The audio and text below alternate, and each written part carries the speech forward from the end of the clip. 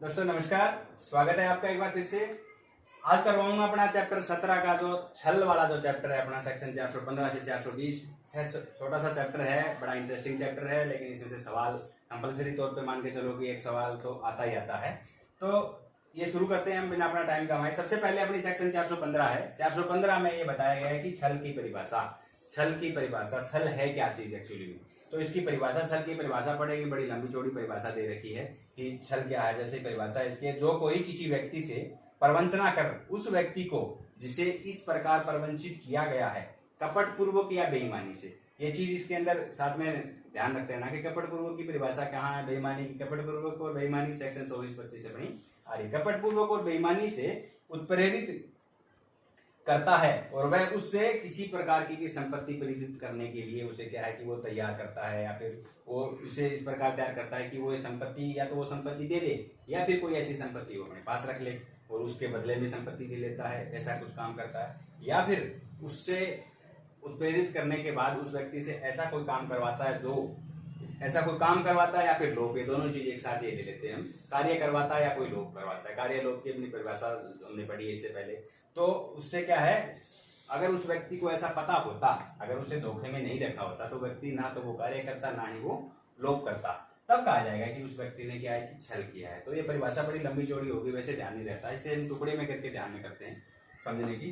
तो सबसे पहले इसके अंदर क्या करा जाता है कि मतलब किसी व्यक्ति को इसमें धोखा दिया जाता है। पहली कंडीशन, उस व्यक्ति को पहले नियतन के तौर, उसकी नियत क्या होती है, बेईमानी की। बेईमानी के अंदर क्या होता है, बेईमानी की परिभाषा हमने पढ़ी कि किसी व्यक्ति को फायदा हो, किसी को नुकसान हो, तो वो है बेईमानी। अब कपट पूर्वक क्या है, कपट पूर्वक क्या है, उसे धोखे में रखे, उसके लिए किसी प्रकार धोखा देके ये काम करे। जैसे हमने उदाहरण स्वरूप जैसे पढ़ा था कि बैंक में लूट करने जा रहे हैं, नीति तो बेईमानी की होगी, लेकिन अगर वैन वैसी लेके तो वो कपट करने के आशय से लेते हैं। तो उसे क्या है, धोखा किस प्रकार दे रहा है, बेईमानी की नीयत से और कपट पूर्वक। अब करवाने की कोशिश क्या कर रहा है, उसे ऐसा प्रयास करेगा, इसलिए उत्प्रेरित कर रहा है कि या तो वो कोई संपत्ति दे दे या फिर कोई ऐसी संपत्ति अपने पास रख ले। तो और एक चीज और उसमें अगली क्या आई, हमने क्या पढ़ी इसमें, कि उस व्यक्ति को जिस व्यक्ति ने धोखे में रखा है उस व्यक्ति से या तो कोई ऐसा कार्य करवाए या कोई लोभ करवाए। अगर उस व्यक्ति को ऐसा पता होता तो वो व्यक्ति ऐसा काम नहीं करता। तो ये परिभाषा होती है अपनी छल की। अब इसे हम जैसे कि मुख्य तौर पे कैसे एग्जाम्पल के रूप में समझेंगे तभी अपने बेहतर तौर पे समझ में आएगा। तो जैसे इसमें क्या कर रहा था, संपत्ति प्रेरित करने के लिए या संपत्ति रखने के लिए। तो संपत्ति रखने का उदाहरण जैसे हम देखें, जैसे भी कोई व्यक्ति क्या है कि सोने की कोई चीज है, बल्कि वो सोने की है नहीं, डुप्लीकेट है, वो लेके किसी व्यक्ति के पास जाता है कि भाई ये संपत्ति तुम गिरवी रख लो मेरी, मुझे अभी पैसे की जरूरत है, मुझे पैसे दे दो, जैसे मेरे पैसे आए पैसे रिटर्न कर दूंगा। हालांकि उस व्यक्ति को पता है पहले से कि ये चीज नकली है, उसे उसके लिए तैयार कर लेता है, उसे संपत्ति ले लेता है, तो वो क्या है इसके अंतर्गत आता है। तो ये बनी सेक्शन 415 परिभाषा। अब सेक्शन 416 को लेते हैं। सेक्शन 416 क्या कहती है कि प्रतिरूपण के द्वारा छल।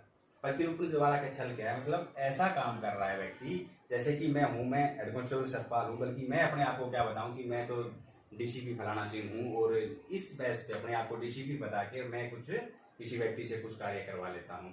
तो वो क्या कहा जाएगा कि मतलब ऐसा व्यक्ति बन जाना जो एक्चुअली में क्या है कि वो व्यक्ति है नहीं, मैं जो हूं वो नहीं बता के कुछ और बता रहा है और अपने आप बता के वो व्यक्ति का कार्य करवा रहा है, तो वो प्रतिरूपण के द्वारा छल करता है। जैसे कि एग्जाम्पल स्वरूप लें तो कोई व्यक्ति अपने आप को बता रहा है कि मैं फला नाम का बैंकर हूँ, और उस बेस पे किसी प्रकार किसी से कोई उधार चीज ले लेता है या कुछ और कर लेता है। या फिर कोई व्यक्ति किसी की मृत्यु हो गई है और उसके बावजूद भी वो बता रहा है कि नहीं मैं तो वो व्यक्ति तो मैं हूँ। इस प्रकार अगर दूसरा व्यक्ति बन के अगर किसी प्रकार का छल करेगा तो वो प्रतिरूपण द्वारा छल कर रहा है, ऐसा कहा जाएगा। अब इसकी लेते हैं दंड वाली धारा अगली। सेक्शन 417 में क्या है, छल के लिए दंड दिया गया है। मैंने छल की परिभाषा पहले ही पढ़ ली है, और 416 में मैंने प्रतिरूपण से छल की पढ़ ली। और अगली है सेक्शन 420 कहती है छल करना और संपत्ति प्रेरित करने के लिए बेईमानी से उत्प्रेरित करना। अब क्या है, ज्यादातर क्या है, लोगों को ये कंफ्यूजन ये क्रिएट हो जाता है कि सेक्शन 417 अप्लाई होगी या 420 अप्लाई होगी, इनके अंदर कंफ्यूजन क्रिएट हो जाता है। तो इसको समझने के लिए क्या है, मोटा मोटी तौर पे हम 2-4 एग्जांपल लेते हैं, प्लस थोड़ा समझने की प्रयास करते हैं कि इनके अंदर अंतर क्या हो जाता है। अंतर समझना बहुत ही जरूरी है, क्योंकि बड़ा गैप है 417 और 420 के अंदर। 417 क्या है, इसके अंदर मात्र 1 साल तक की सजा का प्रावधान है, और वो भी ये एक जमानत की अपराध है प्लस नॉन कॉग्निजेबल अपराध है। खासतौर पे पुलिस इसके अंदर एफआईआर दर्ज नहीं कर सकती, बल्कि ये जो 420 का अपराध है ये अजमानती है प्लस इसके अंदर ये कॉग्निजेबल भी है, पुलिस भी एफआईआर कर सकती है, अरेस्ट भी कर सकती है और पूरी कार्रवाई इसमें हो सकती है। तो इतना ज्यादा अंतर है, इनके अंदर कंफ्यूजन है। तो क्या है, इसे थोड़ा सा समझने की देखते हैं। तो सबसे पहले क्या है, इसके अंदर मुख्य अंतर क्या रहता है दोनों के अंदर।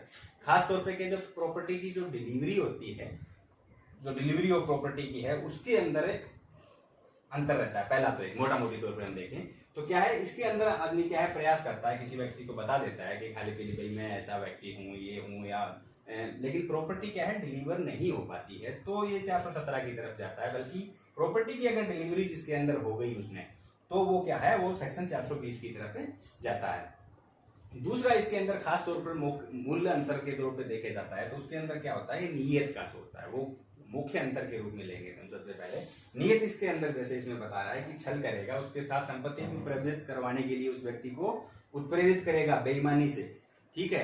तो उसके अंदर क्या है, सेक्शन 420 के अंदर बंदे की शुरू से ही नियत होती है कि मुझे चाहे तरीका जैसे भी अपना रहा हूँ, उस व्यक्ति को बस खाली गोली देनी है, एक बार पैसे हाथ आ जाए, कोई प्रॉपर्टी हाथ आ जाए, उसके बाद तो मुझे उसको खुद निकाल के देना नहीं है।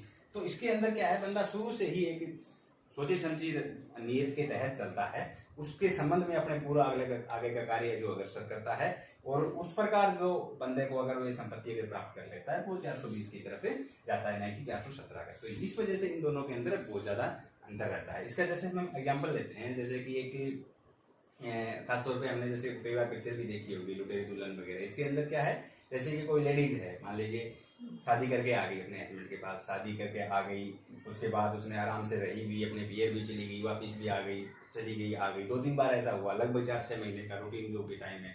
मतलब उसने क्या है, पूरी तरह उसको विश्वास भी दिला दिया। उसके बाद अपने उसने कुछ प्रॉपर्टी नाम कर ली, कुछ गहने खरीद लिए, कुछ पैसे वैसे जो भी है, उसने विश्वास कायम करके उसने क्या, पैसे जब उसके पास आ गए, उसके पास लेके वो इधर गई और वापस आई नहीं, चक्कू चक्कर हो गई। उसने बाद में पता चला कि उसने शादी भी दूसरी कर ली। तो अब शादी दूसरी कर ली बगैर डिवोर्स के, वो तो चलो दूसरा चैप्टर है, वो तो लगेगा ही लगेगा। लेकिन ये है क्या, वो क्या है, सेक्शन 420 की तरफ जाएगा, क्योंकि उसकी शुरू से ही नियत बेईमानी की थी, उसके साथ शादी करना, उसके बाद उससे संपत्ति अपने नाम करवाना, जेवर वगैरह खरीदवाना, इसमें सब में क्या है, उसकी नियत पहले से बेईमानी की थी, तो वो 417 ने लगे सेक्शन 420 की तरफ कन्वर्ट हो जाता है। दूसरा एग्जाम्पल लेते हैं, तो जैसे कि कोई कहीं पे कोई किस्म का मान लीजिए सर्कस चल रहा है, या फिर कोई सिनेमा हॉल है, या और किसी कोई चीज दिखाई जा रही है, आगे बड़ा बड़ा अच्छा सा बोर्ड लगा रखा है कि एसी हॉल है, आइए इसके अंदर बड़े अच्छे से सुविधा, ये सुविधाएं हाजिर है। और उस चीज को देख के कई लोग देखते हैं कि भाई हाँ टिकट भी ठीक है, ज्यादा महंगी नहीं है यार, एसी का भी मजा लेंगे, चलो हम चलते हैं। वो जैसे ही अपनी टिकट विकट लेके जैसे ही उस हॉल के अंदर आके बैठते हैं, और बैठने के बाद वो क्या करता है, जैसे एसी बंद कर देता है। तो अब क्या है, उसे पता है कि हाँ ये वैसे तो जाने वाले हैं नहीं, तो उससे क्या है, टिकट ले ली, अब तो देखे जाएंगे। तो उसने क्या है, उनके साथ चीटिंग करी। क्योंकि चीटिंग कैसे करी, कि उसकी नीयत पहले से बेईमानी थी। उसे बस एक बार उन्हें क्या है, उत्प्रेरित करना जरूरी होता है, आकर्षित करो उसको अपने काम करवाने के लिए। उनसे क्या है, संपत्ति ली, टिकट के रूप में पैसे लिए, और उसके बाद वो ऐसी बंद भी कर रहा है पहले से। उसकी नीयत प्रॉपरली, उसका पूरा अपने सोची समझी नीयत के तहत उसने काम किया, वो भी सेक्शन 17 में नहीं जाके सेक्शन 420 की तरफ ही जाता है। 17 के अंदर तो मुख्य तौर पे ऐसा हो जाता है, जैसे कि खास तौर पे क्या है, कई बार ऐसा हो जाता है कि प्रॉपर्टी आ जाती है, उसके बाद किसी वजह से कुछ गड़बड़ी ऐसी हो जाती है कि वो रिटर्न नहीं कर पाता है, या और कुछ समस्या पैदा हो जाती है, तो उसकी वजह से वो नॉर्मल वे में सेक्शन 417 की तरफ जाता है चीटिंग में। जैसे दो फ्रेंड हैं, उनके आपस में अच्छे संबंध है, उसके बाद वो दोनों कोई प्रॉपर्टी में इन्वेस्ट करते हैं, या इन्वेस्ट करवाता है, वो कहता है भाई हाँ ऐसे ऐसे कुछ एक दो चीज थोड़े से मान लीजिए फालतू बता दी कि भाई हाँ यार इस शेयर में इन्वेस्टमेंट कराना है, इसमें करेगा तो अच्छा रिटर्न आएगा, ये वो एक दो चीज बता दी। उसके बाद वो किसी वजह से वो मामला लुढ़क गया, तो उसके अंदर वो जो आरोप लगाता है कि इसने मेरे पास चीटिंग की, तो वो 417 की तरफ कन्वर्ट होता है। बाकी ज्यादातर इसमें जो सेक्शन जिसमें संपत्ति अगर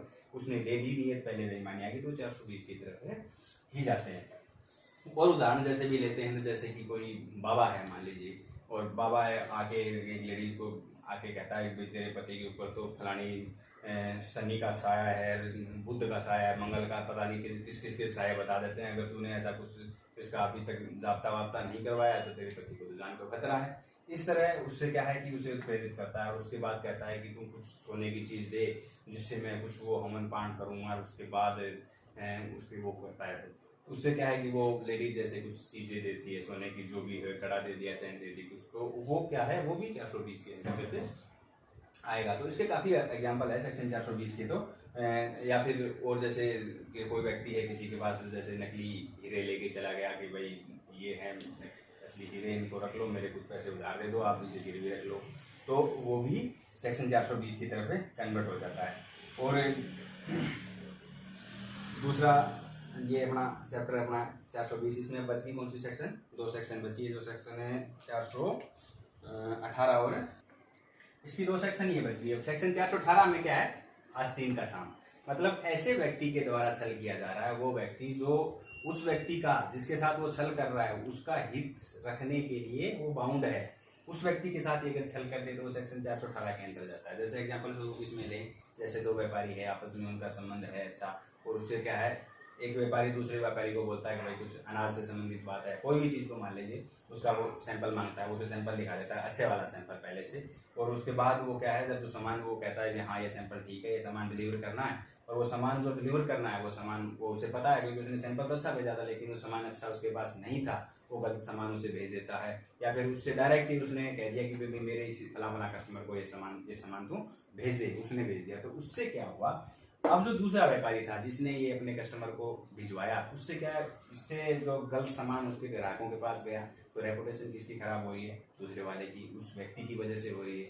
बल्कि उनके बीच में अच्छा कॉन्ट्रैक्ट था उसके, क्योंकि वो जो कॉन्ट्रैक्ट है वो कह रहा है कि सही चीज़ इनको दी जाए, उसका उसने भंग किया, तो उसका क्या मतलब वो आस्तीन का साम के तौर पे वो करता है, इसमें 3 साल तक की सजा का प्रावधान। अगली सेक्शन 419 जिसमें प्रतिरूपण द्वारा जो कोई व्यक्ति छल करता है उसकी दंड दिया गया है। मतलब कोई व्यक्ति जो अपने आप को बता कुछ रहा है बल्कि वो ऐसा है नहीं, जैसे भी बता रहा है कि मैं फलाना अफसर हूँ और वहाँ नौकरी करता हूँ, मैं ऐसा कर दूंगा वैसा कर दूंगा, तो वो क्या है, प्रतिरूपण के द्वारा छल के अंतर्गत आता है। इसमें ये चैप्टर इतना ही है सेक्शन 420 तक। इसमें एक एग्जाम्पल हम लेते हैं जिसमें कि सारी धाराएं कवर हो जाएगी।